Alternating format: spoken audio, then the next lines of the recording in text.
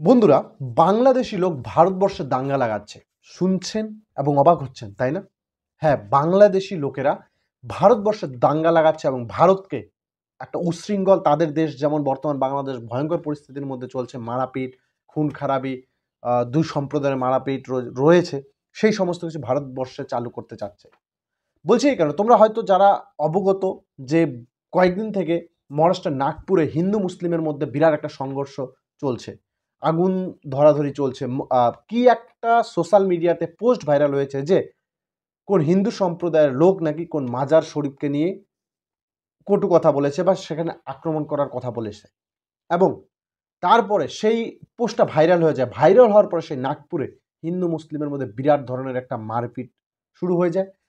সেখানে সেখানকার সেখানে শেষ পর্যন্ত ১৪৪ ধারা জারি করতে হয়। আগুনে পুড়ে ছারখার হয়ে যায় সেই এরিয়ার কিছু কিছু জায়গা। মানে বিরাট একটা অরাজকতার সৃষ্টি হয়। কিন্তু যখন আজকে মুম্বাই পুলিশ এবং সেখানকার সাইবার সিকিউরিটির যারা রয়েছে তারা সমস্ত কিছু ডাটা অ্যানালাইসিস করে এমন একটা সিদ্ধান্ত উপনীত হয়েছে যা শুনলে আপনি চমকে যাবেন।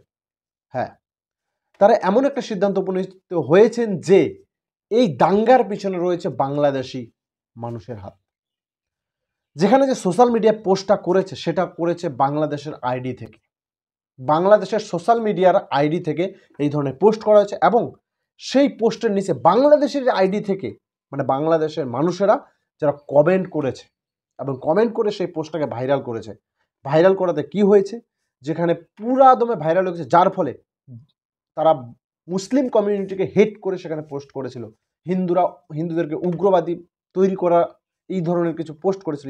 হিন্দুরা উগ্রবাদী, তারা মুসলিমদের অ্যাটাক করবে।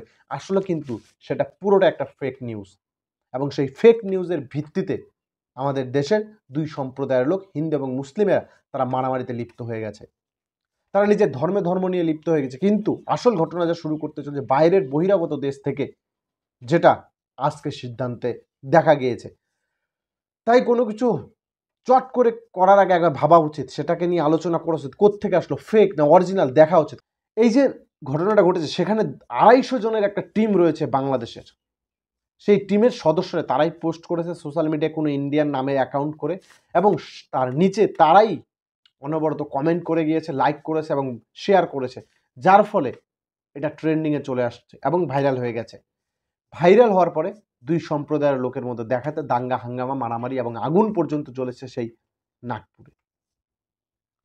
তো বন্ধুরা, বাংলাদেশের মানুষ তারা চায় না ভারত একটা সুশৃঙ্খলভাবে এগিয়ে যাক। আমরা যত ধরনের মারামারি দেখি তার পিছনে কিন্তু থার্ড পার্টির হাত থাকেই। এখানে মহারাষ্ট্রের যে মুখ্যমন্ত্রী রয়েছে তিনি প্রথম অবস্থাতে বলেছে এটা একটা পরিকল্পিতভাবে কোনো একটা ঘটনা। এটা পরিকল্পিতভাবে কেউ তৈরি করছে ঘটনা, কিন্তু আজকে তার সিদ্ধান্ত সঠিক যে হ্যাঁ, তিনি ঠিক বলছিল যে কেউ পরিকল্পনা করেছে। কারণ এই ধরনের মারামারি আগে কখনো নাগপুরে হয়নি। এই ধরনের উচ্ছৃঙ্খলা নাগপুর বলতে মহারাষ্ট্রে এই ধরনের উচ্ছৃঙ্খলা হয়নি এর আগে। তাই এই একটা ঘটনা ঘটার ফলে যে ধরনের নেগেটিভ কমেন্ট গোটা বিশ্বে ভারতের একটা মান সম্মান নষ্ট করার মতো পরিকল্পনায় লিপ্ত হয়েছিল সেই বাংলাদেশের উচ্ছৃঙ্খল বাহিনীরা, ২৫০ জনের একটা টিম।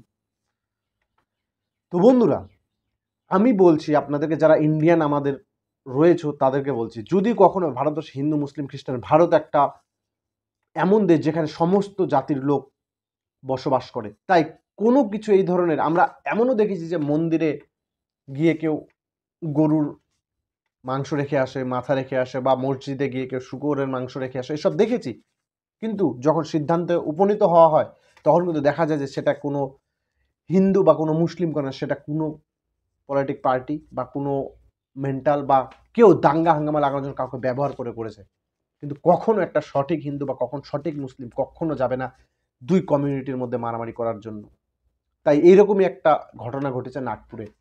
বাংলাদেশি তারা ভারতের নামে সোশ্যাল মিডিয়া অ্যাকাউন্ট খুলে সেখানে তারা পোস্ট করে সেটাকে ট্রেন্ডিংয়ে নিয়ে আসছে এবং যার ফলে ২ কমিউনিটির মধ্যে মারামারির কাটাকাটি হাঙ্গামা তৈরি হয়েছে এবং ভারতবর্ষের ইমেজ তারা খারাপ করতে চাইছে।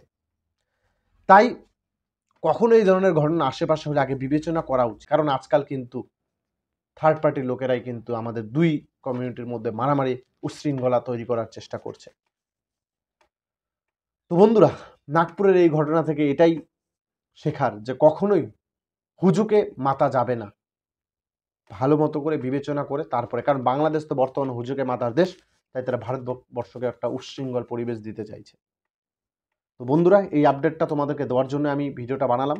অবশ্যই ভিডিওটা ভালো লাগলো একটা লাইক করো, আর যার চ্যানেলে নতুন অবশ্যই চ্যানেলটিকে সাবস্ক্রাইব করে